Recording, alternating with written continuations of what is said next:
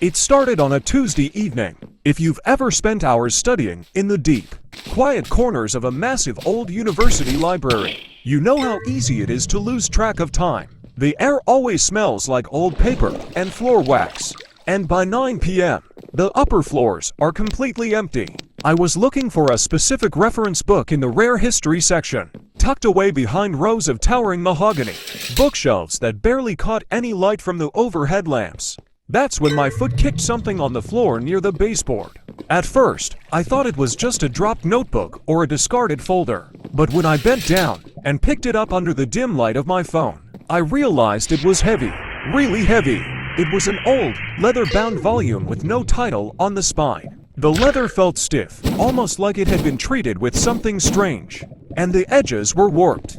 I opened the front cover, and the first thing that hit me was the smell. It didn't smell like old vanilla and dust the way antique books usually do. It smelled sharply of damp earth, iron, and fresh river mud. The pages inside weren't printed or written in standard cursive. They were thick, heavy parchment covered in crude ink sketches and strange, organic shapes. But as I flipped closer to the middle of the book, I noticed something that made my stomach drop. The mud wasn't just smeared on the page. It was molded. Pressed into the paper with impossible precision were tiny, raised, three-dimensional shapes of microscopic organisms, creatures with segmented bodies and multiple eyes that looked identical to the deep-sea viral specimens scientists only discovered last year. How does an 18th century journal contain molds of organisms that weren't even seen by human eyes until 12 months ago? My heart was pounding a little faster now. I kept flipping, page after page,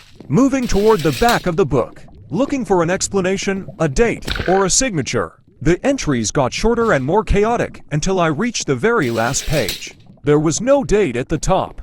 Instead, written in neat, deliberate handwriting, was a list. At first, I didn't recognize what it was. I just read the names down the page. Sarah Miller, David Chen, Marcus Vance, Elena Rostova. And then, halfway down the page, it clicked. Every single name on that list belonged to someone who was currently checked into the library tonight. It was an alphabetical roll call of every living person inside this building right now. I stared at the name Marcus Vance, which was right above mine, and realized something terrifying. The list was written in past tense, but the names were ordered by the exact sequence in which we had all walked through the front security gates 3 hours earlier, and the list stopped 3 lines short of the bottom of the page. My name was the last one written. There were no more names after mine. The ink on my name was still slightly wet, catching the glare of my flashlight. For a second, I didn't want to move. I stood completely frozen between those dark bookshelves,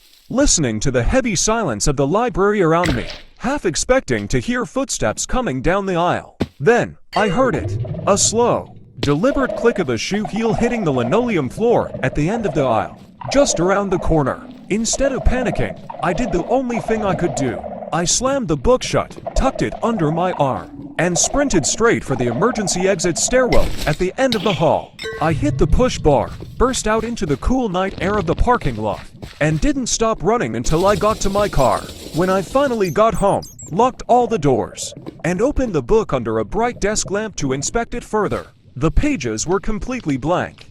The mud was gone, the sketches had vanished, and the names had dissolved into clean white paper like nothing ever happened. Honestly, trying to figure out how a book can erase itself after nearly trapping someone in a library is way more baffling than trying to figure out why people still try to argue that pineapple belongs on pizza. Because seriously, who decided fruit and warm cheese was a culinary masterpiece? Let me know your thoughts in the comments below. Hit subscribe to help us beat the algorithm, and I'll see you in the next one.